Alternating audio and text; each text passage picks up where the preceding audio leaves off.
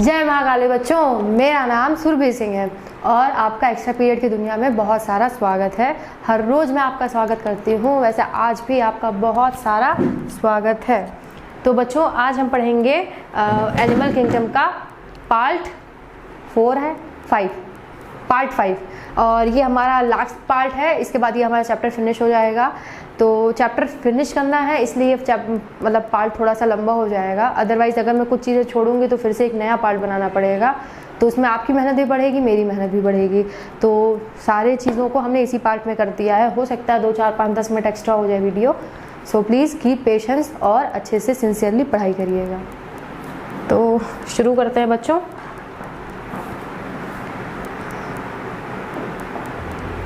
हाँ, इससे पहले बच्चों हम लोगों ने पोरीफेरा के बारे में पढ़ लिया था, सीलेंट्रेटा के बारे में पढ़ लिया था, प्लेटीहेलमिंथस तक पूरा हम लोगों ने पढ़ लिया था। प्लेटीहेलमिंथस के बाद आता है एस्केलमिंथस तक, एस्केलमिंथस। तो आज हम पढ़ेंगे एस्केलमिंथस से। तो एस्केलमिंथस में बच्चों क्या क्या पढ़ना है? एस्केलमिंथस में ध्यान दीजिए कि कुछ पॉइंट हैं। हाँ, ये देखिए, सर्कुलर इन क्रॉस सेक्शन, ये सर्कुलर होता है क्रॉस सेक्शन में, ओके। और फिर इसमें वेल डेवलप्ड मस्कुलर फेरेंस होगा, इसके पास मस्कुलर फेरेंस वेल डेवलप्ड होगा। मस्कुलर फेरेंस होता है वो इसके पास वेल डेवलप्ड है।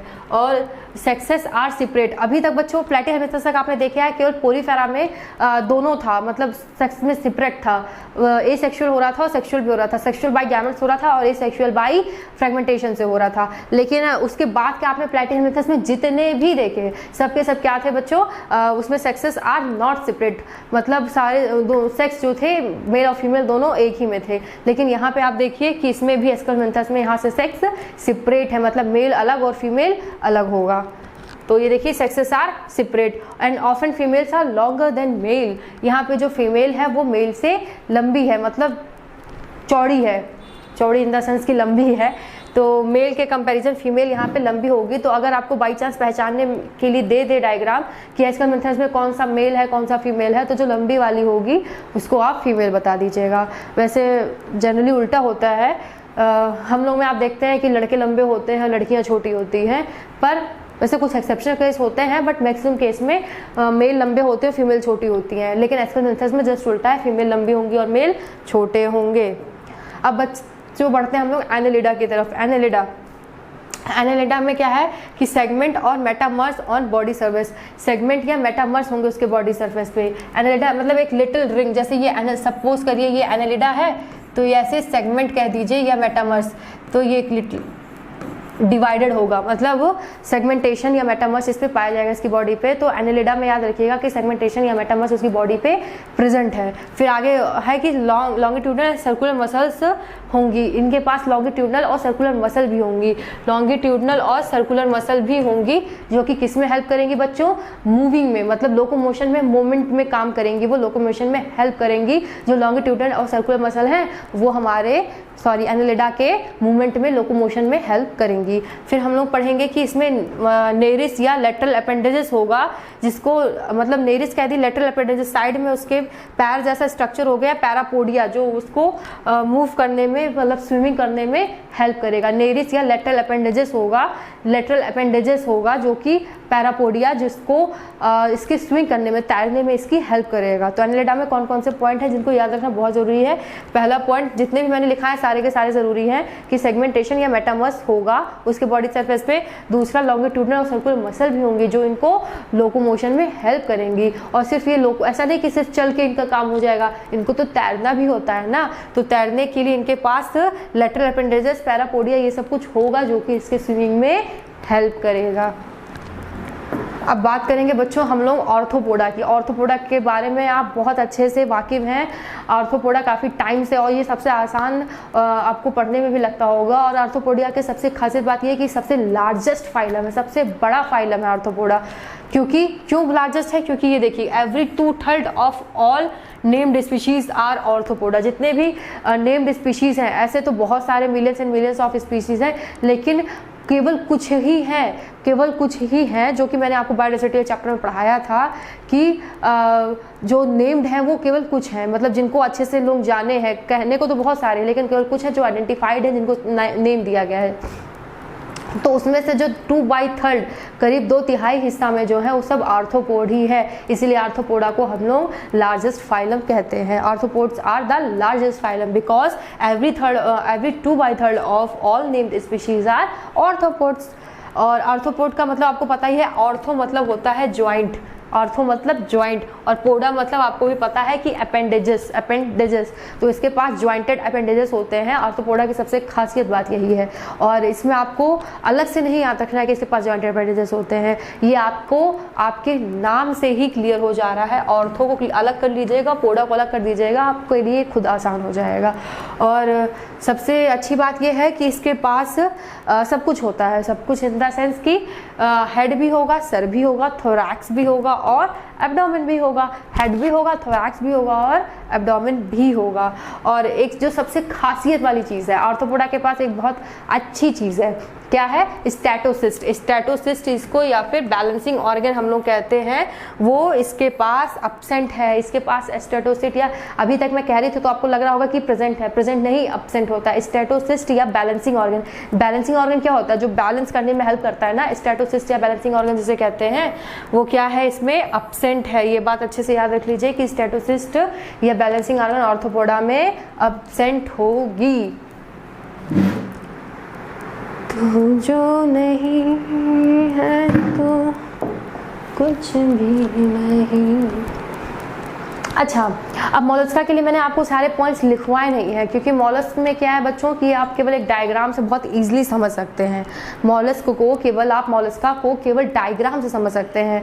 बस ये डायग्राम अगर आप याद रख लेंगे तो आपको बहुत सारा पॉइंट्स याद रखने की ज़रूरत नहीं है। तो देखिए आप ये डायग्राम ध्यान से, ये जो है मोलस्का का एक एग्जाम्पल है। ये जो आप किनारे में ये जो सेल जैसा बनाई हूँ आउटर कवरिंग, ये एक सेल है जो कि क्या है? कैल्केरियस सेल है, जो कि कैल्शियम से बनी हुई है। कैल्शियम कैल्केरियस सेल है। ये जो इसकी वॉल है, शेल है, वो कैल्शियम कैल्केरियस से बनी हुई है। और साथ में आप ये फिगर देख सकते हैं, इसके पास ये जो है, ये जो इसका माउथ है उसमें क्या है कि सेंसरी टेंटिकल्स भी प्रेजेंट है, सेंसरी टेंटिकल्स प्रेजेंट हैं। और साथ में ये देखिए फीड करने के लिए, खाने के लिए respiring organ, 5 lakh respiring organ है, जिसको हम लोग क्या कहते हैं बच्चों? रेडुला। रेडुला मतलब खाने के लिए है ना, फीडिंग करने के लिए हेल्प करता है, रेस्पिंग ऑर्गन है जिसको हम लोग रेडुला कहते हैं। और साथ में ये सेंसरी टेंटिकल्स भी है। और आप एक चीज़ और देख सकते हैं कि ये जो पूरी बॉडी है ये क्या है? विसरल हम्प है। जो बॉडी है वो क्या है? इसकी विसरल हम्प है। और नीचे जो पैर जैसा आप देख रहे हैं, ये पैर क्या है बच्चों? ये मस्कुलर फूट है। मस्कुलर फूट है, चलने में जो इसकी हेल्प करती है वो क्या है? मस्कुलर फूट है। और साथ में ये जो आप देख रहे हैं ना, एक ये है, फिर उसके बाद एक ये ऊपर थोड़ा सा उठा जैसा नहीं है, ये क्या है बच्चों? ये मेंटल है, मेंटल की कवरिंग है, मतलब मेंटल ऊपर से एक और लेयर जिसको मेंटल कहते हैं। और ये जो मेंटल की लेयर है और जो विसरल हम्प है, इन दोनों के बीच की जो कैविटी है उसको हम लोग मेंटल कैविटी कहेंगे। और उसके अंदर भी फिदर लाइक गिल्स होंगे। ये जो ऐसे मैंने ऐसे बनाया है, ये क्या है? फिदर लाइक गिल्स है मेंटल कैविटी में। और मेंटल कैविटी में जो है मेंटल की लेयर में और विसरल हम्प के बीच में जो स्पेस है उसको हम लोग मेंटल कैविटी कहेंगे। और मेंटल कैविटी में फेदर लाइक गिल्स भी प्रेजेंट है। और बाकी तो कुछ इसमें अलग सा याद नहीं रखना है, बस 3-4 चीज़ याद रखनी है। पहली चीज़ की इसकी जो वॉल है, वो जो शेल है वो कैल्शियम कैल्केरियस शेल है। और उसके पास फीड करने के लिए रेडुला होता है, रेस्पिंग ऑर्गन। और साथ में जो इसकी बॉडी है विसरल हम्प है। और जो इसके पैर हैं वो क्या है? मस्कुलर फूट है। और सेंसरी टेंटिकल्स हैं। और साथ में ऊपर मेंटल की एक लेयर है। और मेंटल की लेयर के और विसरल हम्प के बीच में जो कैविटी है उसको हम लोग मेंटल कैविटी बोलेंगे, जिसके पास फेदर लाइक गिल्स भी प्रेजेंट है। ओके बच्चों, now we are moving to the Echinodermata. अब एक्नोडर्माटा की बात किया जाए तो बहुत आसान है। इसका जो मुंह होता है, माउथ की बात किया जाए तो वो नीचे की तरफ होता है, लोअर साइड होता है, मतलब वेंट्रल होता है। डॉर्सल साइड ये होता है, वेंट्रल साइड ये होता है। तो इसका जो मुंह होता है वो वेंट्रल की तरफ होता है, मुंह नीचे है। और एनस इसका अपर साइड है, डॉर्सल साइड है, मतलब मुंह वेंट्रल साइड है और एनस डॉर्सल साइड है। ओके, एक्नोडर्माटा में। और वाटर वेस्कुलर सिस्टम इसमें प्रेजेंट है बच्चों, आपको आसानी से याद रखना है।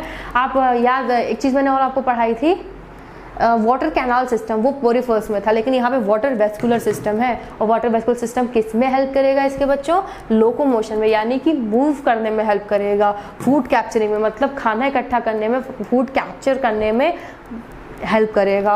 और साथ में रेस्पिरेशन यानी सांस लेने में, रेस्पायर करने में भी हेल्प करेगा।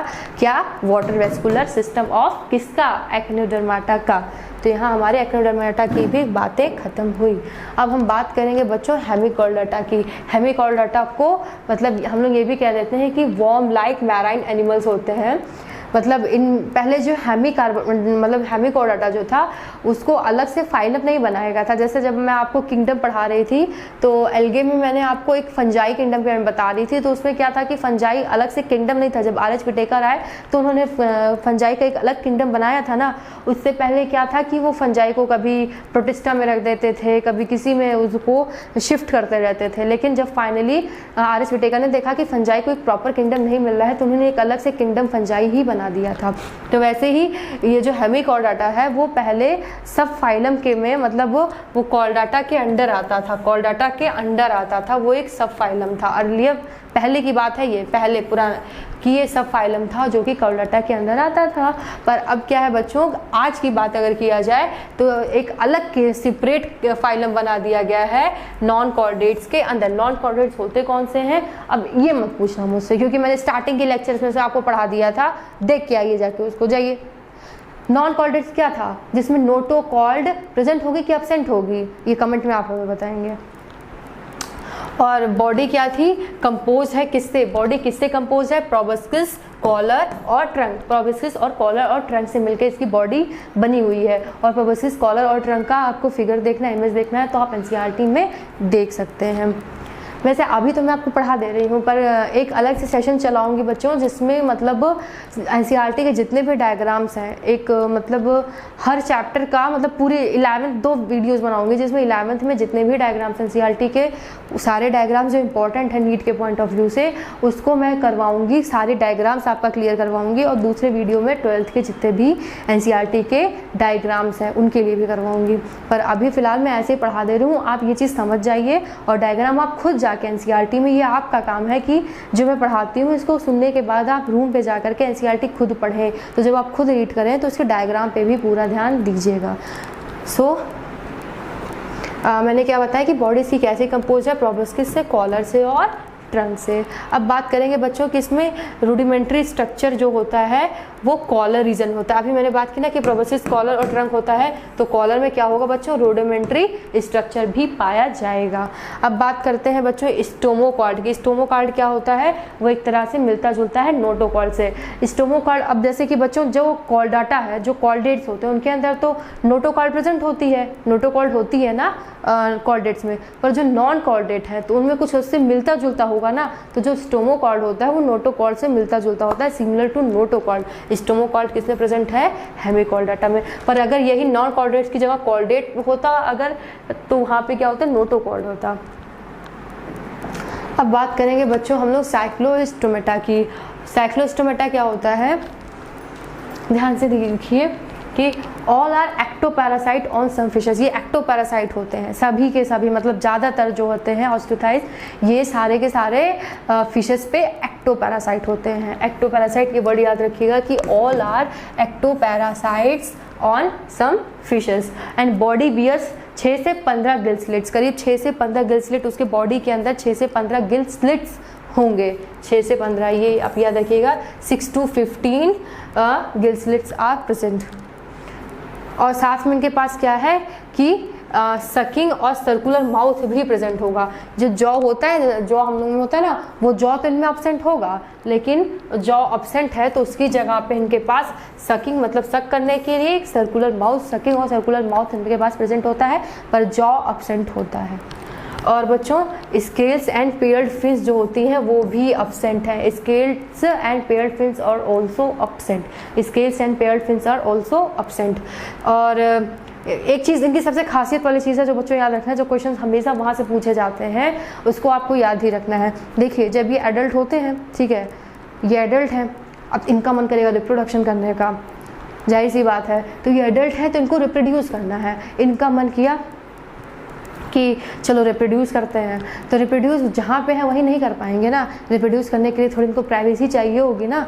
तो ये क्या करेंगे कि जब इनको स्पॉनिंग मतलब रिप्रोड्यूस करना होगा तो ये मैरीन वाटर में पहले ये रहते हैं जब एडल्ट होते हैं, लेकिन वैसे तो ये मैरीन वाटर में रहेंगे। लेकिन जब इनका रिप्रोड्यूस करने का मन किया है, अभी इनको क्या हुआ है कि रिप्रोड्यूस करना है, तो ये क्या करेंगे, फ्रेश वाटर में चले जाएंगे, मतलब स्वच्छ जल में चले जाएंगे। इनको मैरीन वैसे आराम से मैरीन में रहते हैं, लेकिन जब रिप्रोड्यूस करना होता है तो फ्रेश वाटर में चले जाते हैं। फिर वहाँ पे जब अपना बच्चे दे देते हैं, फिर उनकी डेथ हो जाती है। ऐसा नहीं है कि वो मतलब फिर जिंदा रहेंगे, वो एडल्ट हो गए, वो फ्रेश वाटर में गए, अपने बच्चे पैदा किए और मर गए। उनका यही काम है, बड़े हुए, फ्रेश वाटर में गए और बच्चे पैदा किए और मर गए। तो जो इनके लार्वे होते हैं वो क्या करते हैं, वो फिर से मैरीन वाटर में चले जाते हैं। ऐसा नहीं है कि जो उनका लार्वा है, जो उनके बच्चे पैदा हुए हैं, वो फ्रेश वाटर में रहेंगे। वो फ्रेश वाटर में नहीं रहेंगे, वो वापस से मैरीन में चले जाएंगे। और मैरीन में वो तब तक रहेंगे जब तक उनका वो बड़े नहीं हो जाते, उनका रिप्रोड्यूस करने का मन नहीं करता, तब तक वो मैरीन वाटर में ही रहेंगे, समुद्र में ही रहेंगे, खारे पानी में ही रहेंगे। लेकिन जब उनका भी मन करेगा कि चलो रिप्रोडक्शन करते हैं, रिप्रोडक्शन, तो फिर वापस से वो फ्रेश वाटर में चले जाएंगे और बच्चे पैदा करेंगे और मर जाएंगे। तो उनके जीवन का एक ही लक्ष्य है, बड़े हो, फ्रेश वाटर में जाओ, बच्चे पैदा करो और मर जाओ।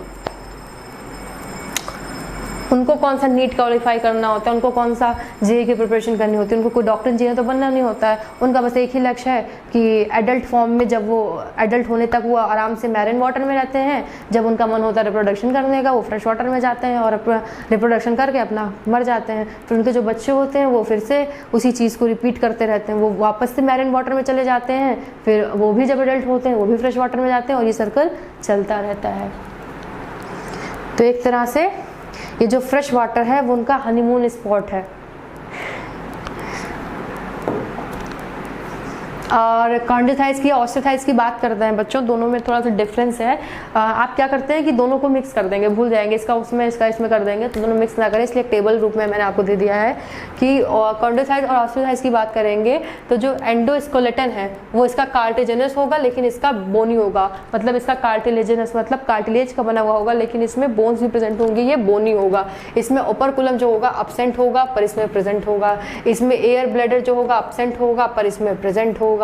इसमें ये हम लोग को देखना है कि ओविपेरस है, वीवीपेरस है। अब आप ये कैसे पहचानेंगे ओविपेरस क्या होता है, वीवीपेरस होता है? ओविपेरस वो होता है जो अंडे देता है, अंडा।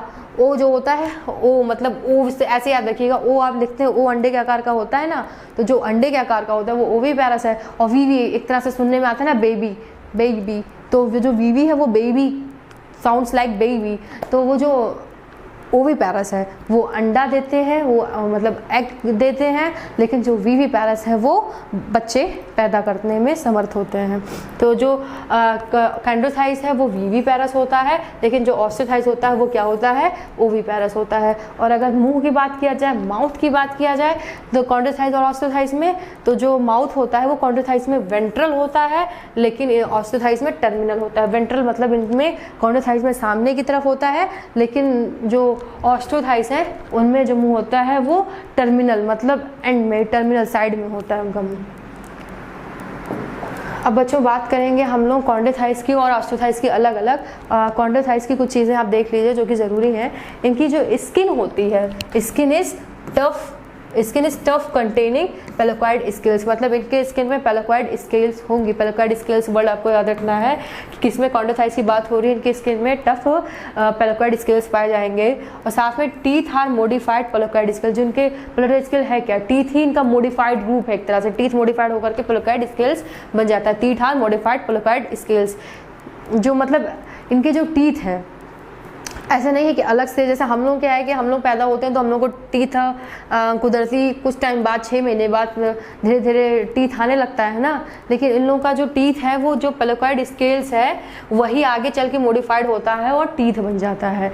तो ऐसा नहीं है कि इनको टीथ अलग से भगवान देते हैं। इनका जो पेलोक्वाइड स्केल्स है, ये चीज़ तो आपको याद ही रहेगी कि इनकी स्किन में पेलोक्वाइड स्केल्स होता है, तो यही जब इनकी टीथ की बात आएगी तो यही जो पेलोक्वाइड स्केल्स है वही मॉडिफाई होकर आगे चल के इनका पेलोक्वाइड स्केल्स जो है मॉडिफाई होकर के टीथ बन जाएगा। और साथ में ये एक चीज़ और इनकी जो बहुत खास बात है, वो उनके पास इलेक्ट्रिक ऑर्गन्स होते हैं जिनको टॉर्पेडो कहते हैं। इलेक्ट्रिक ऑर्गन्स कौन से हैं? टॉर्पेडो। और साथ में पॉइजन स्टिंग होती है, जहरीली स्टिंग भी होती है, जिसको हम लोग ट्राइगन कहते हैं। तो इलेक्ट्रिक ऑर्गन्स मतलब बिजली जैसा ट्राइगन, इसका आप फिगर देखिएगा, बहुत इंटरेस्टिंग है। इलेक्ट्रिक ऑर्गन्स है, टॉर्पेडो है, ठीक है। इलेक्ट्रिक ऑर्गन्स को याद रखना है, टॉर्पेडो। और पॉइजन स्टिंग मतलब एक इनके पास स्टिंग होती है जो पॉइजनस होती है, अगर वो किसी को चुभ जाएगी तो वो जहरीली होती है। तो जो पॉइजन स्टिंग है वो ट्राइगन है। अब आप ये कैसे याद रखेंगे कि इलेक्ट्रिक ऑर्गन्स में आप ट्राइगन डाल देंगे, पॉइजन स्टिंग में आप टॉर्पेडो डाल देंगे, उल्टा कर देंगे। तो वो आप ऐसे ना करें। तो इससे याद रखिएगा, स्टिंग मतलब यहाँ पे जी है ना, लास्ट में जी है, और ट्राइगन में भी जी है, ठीक है। तो ये जी एक साथ कर दीजिएगा, मतलब पॉइजन स्टिंग जो है वो ट्राइगन है और जो इलेक्ट्रिक ऑर्गन्स है वो टॉर्पेडो है। और ऑर्थोथाइस की बात किया जाए तो इसमें क्या है, इसमें आपको केवल एक ही पॉइंट याद रखना है कि स्किन इज कवर्ड विथ क्लोकॉइड या टेनॉइड स्केल्स। क्लोकॉइड जैसे वहाँ पेलोकॉइड स्केल्स था, वैसे यहाँ के साइक्लॉइड है या टेनॉइड स्केल्स हैं, दोनों में से कोई भी होगा। ओके, अब बात करते हैं बच्चों हम लोग एम्फीबिया की। एम्फीबिया कौन से होते हैं, मैं हर लेक्चर में मैक्सिमम बताती हूँ, जो पानी और ज़मीन पे दोनों रह ले, जैसे कि हमारा मेढक फ्रॉग होता है। तो एम्फीबिया मतलब डुअल, जो दो जगह रहने में सक्षम हो। बायोस मतलब लाइफ, जिसकी लाइफ दोनों जगह पॉसिबल हो। साथ में ये देखिए, body is divisible into head and trunk. इनकी बॉडी डिविजिबल होगी हेड में और ट्रंक में डिवाइड होगी। और स्किन जो इनकी होगी मॉइस्ट होगी, थोड़ी लिबलिबी गिली गिली सी होगी ना, मेढक छूने का मन तो करता नहीं है आपको, थोड़ा सा चिपचिपी टाइप की स्किन होगी ना, मॉइस्ट अच्छी। मुझे तो बहुत घिन आती है, डर लगता है, मैं तो कभी ना छू पाऊँ। कुछ होते हैं महावीर जो छू लेते हैं। देखिए स्किन जो होगी इनकी मॉइस्ट होगी, मतलब नमी टाइप की होगी। और इनके पास जो आईज होगी उसमें आईलिड्स प्रेजेंट होंगी। आईलिड्स क्या होती है, ये होती है ना आईलिड्स, तो आईलिड्स जो होगी वो प्रेजेंट होगी। और ईयर जो होगा वहाँ टिम्पैनम होगा, मतलब ईयर जो सिर्फ एक छेद जैसा होता है ना, वो वहाँ पे टिम्पैनम होगा ईयर की जगह, एक्सटर्नल ईयर नहीं होगा। एक्सटर्नल ईयर ये होता है ना जो पिना हम लोग का होता है, पिना ये जिसमें जहाँ पे मैंने ये बाली पहनी है,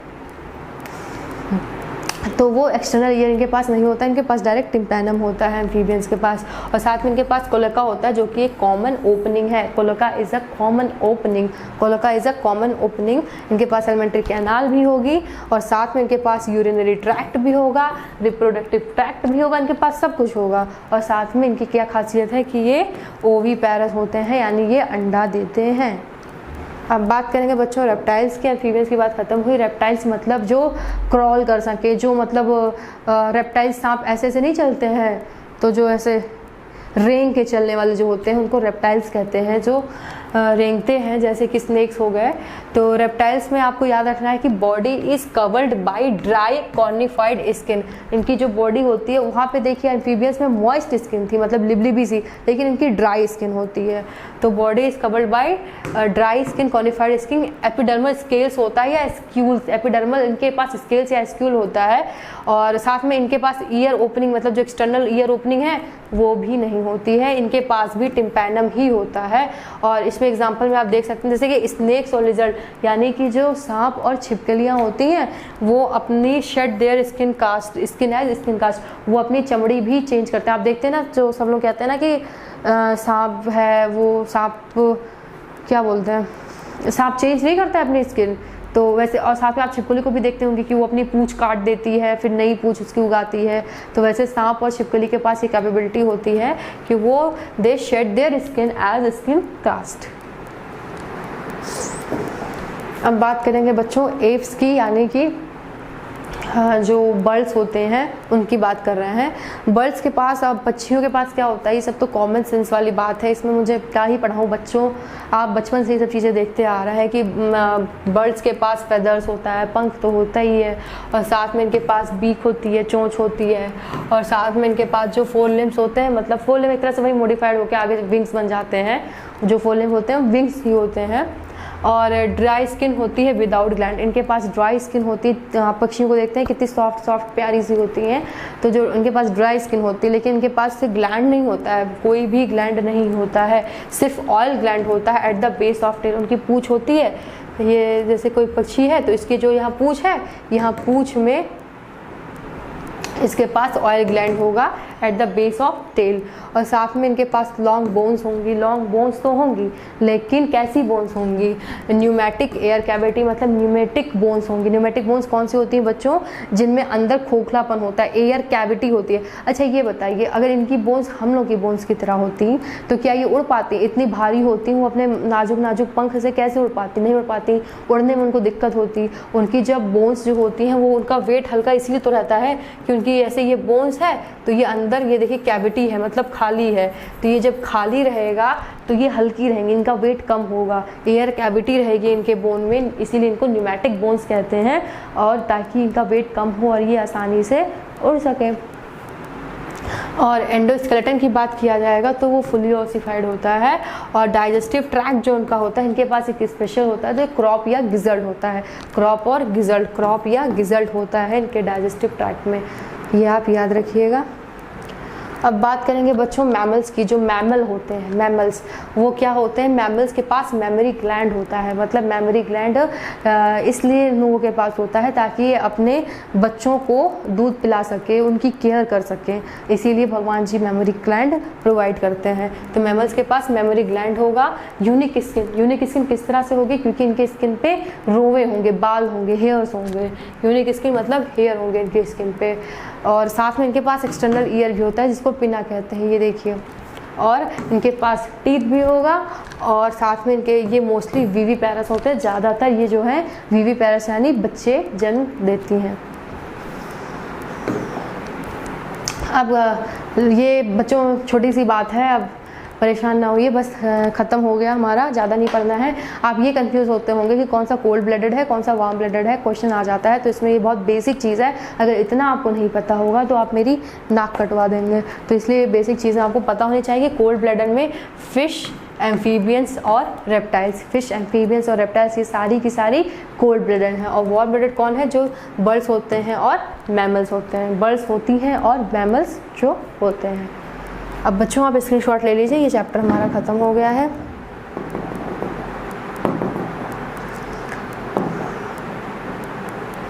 ओके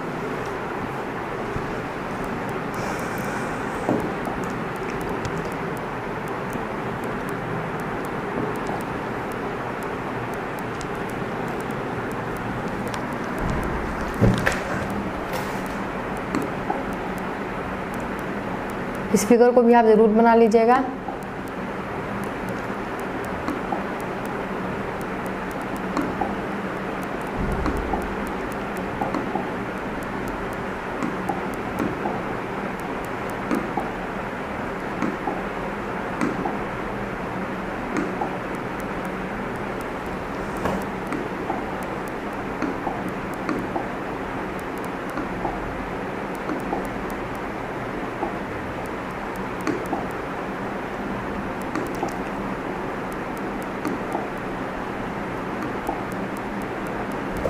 ओके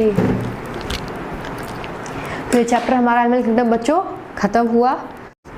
चैप्टर तो ख़त्म हो गया पर मेरा सर्दी अभी तक नहीं ख़त्म हुई, तबीयत ठीक नहीं है, फीवर है बच्चों मुझे, बट फिर भी आप लोगों के लिए मेहनत मेरी जारी है ताकि आप अच्छा परफॉर्म कर सकें, बेहतर से बेहतर। अगर मैं ही रेस्ट लेने लगूँगी तो आप कैसे पढ़ेंगे, फिर आप भी रेस्ट लेंगे। तो बच्चों मैं यहाँ मेहनत कर रही हूँ आपके साथ, आप जुड़ी हुई हूँ, मेहनत प्रॉपर कर रही हूँ। आप भी बराबर अच्छे से मेहनत करिए और सिंसियरली पढ़ाई करिए। और नेक्स्ट चैप्टर हम लोग जल्दी ही शुरू करेंगे, तो मिलते हैं नेक्स्ट वीडियो में। तब तक के लिए ऑल द बेस्ट एंड जय महाकाली।